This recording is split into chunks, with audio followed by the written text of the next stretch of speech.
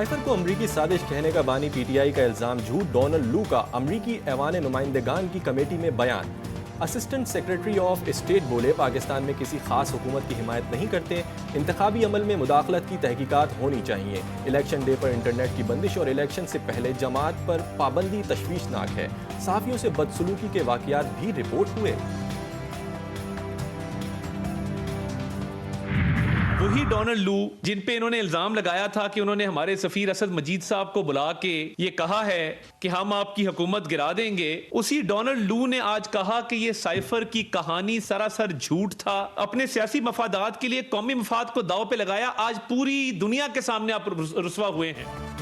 America ने बानी PTI को साइफर पर सर्टिफाइड झूठा करार दे दिया। वफाकी वजीर इत्तलात अता तारड़ का डोनाल्ड लू के बयान पर रद्द-ए-अमल। बोले एक शख्स ने रियासत के मफाद पर अपने जाती मफाद को तरजीह दी। झूठ का अंजाम हमेशा बुरा होता है। पीटीआई ने अपनी सियासत को चमकाने के लिए कौमी मफाद को दाव पर लगाया और आज पूरी दुनिया के सामने रुसवा है।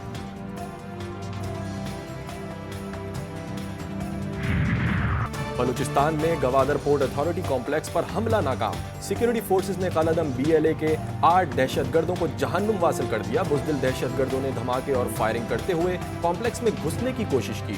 फोर्सेस की बरवक्त कार्रवाई से दुश्मन के अज़ाइम खाक में मिल गए।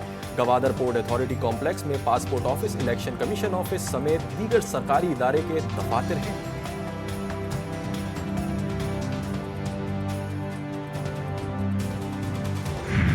सरहद पार से जो दहशतगर्दी हो रही है, इसको अब हम मजीद इसको बर्दाश्त नहीं कर सकते। पाकिस्तान की सरहदें दहशतगर्दी के खिलाफ रेड लाइन है। हमसाया मुल्क की ज़मीन दहशतगर्दी के लिए इस्तेमाल होगी तो ये अब काबिल बर्दाश्त नहीं है। We will not tolerate any kind of terrorism from across the border. सरहद पार से दहशतगर्दी अब बर्दाश्त नहीं। वजीर आजम शहबाज शरीफ का दो टोक ऐलान। काबीना इजलास से खिताब में बोले हमसाया मुल्क की जमीन दहशतगर्दी के लिए इस्तेमाल होगी तो ये काबिल कबूल नहीं होगा। पड़ोसियों के साथ अमन से रहना चाहते हैं, आए मिलकर दहशतगर्दी खत्म करने के लिए काम करें।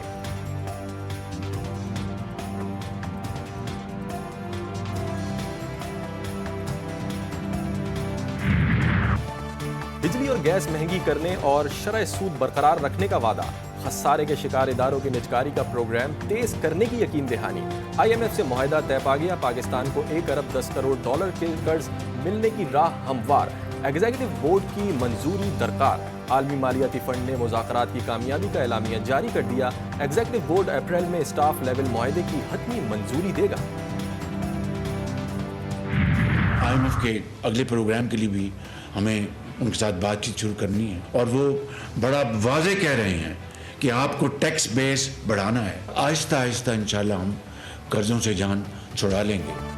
IMF का नया प्रोग्राम नागुज़ीर। मईशत के साथ यकजहती का चार्टर भी पेश करना चाहिए। वजीर आजम का काबीना इजलास में खिताब। 2400 अरब के महसूलात के केसेस ट्रिब्यूनल्स या अदालत में हैं। चीफ जस्टिस हाई कोर्ट को फैसले की हिदायत करें। शहबाज शरीफ की अपील। वफाकी हुकूमत ने पीपल्स पार्टी का मुतालबा मंजूर कर लिया।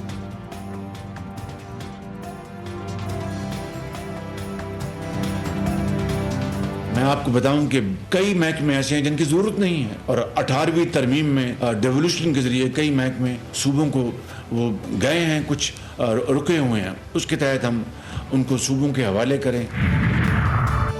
बानी पीटीआई को एक और झटका। एक और दरीना साथी ने पार्टी ओहदे से खुद को अलग कर लिया। हमाद अजहर ने पीटीआई से तंजीमी ओहदे से इस्तीफा दे दिया। लिखा बहुत सोच विचार के साथ इस्तीफा देने का फैसला किया। समझता हूं कि बानी चेयरमैन तक बराह रास्त रसाई जरूरी है।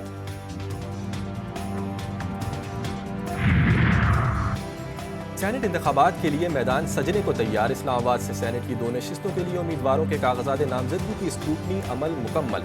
जनरल नशिस्त पर सुन्नी इत्तेहाद कौंसिल के उम्मीदवार फरजंद हुसैन शाह, जबकि टेक्नोक्रेट की नशिस्त पर राजा अंसर महमूद के कागजात नामजदगी मंजूर। टेक्नोक्रेट की सेनेट पर वफाकी वजीर इसहाक डार के कागजात भी मंजूर हो गए।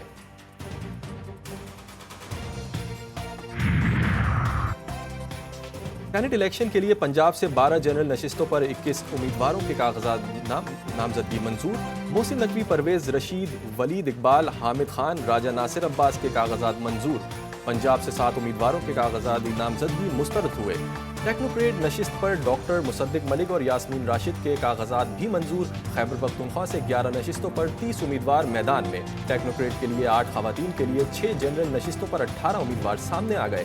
बलूचिस्तान की 11 नशिस्तों के लिए 35 उम्मीदवारों की कागजात नामजदगी की जांच पड़ताल मुकम्मल।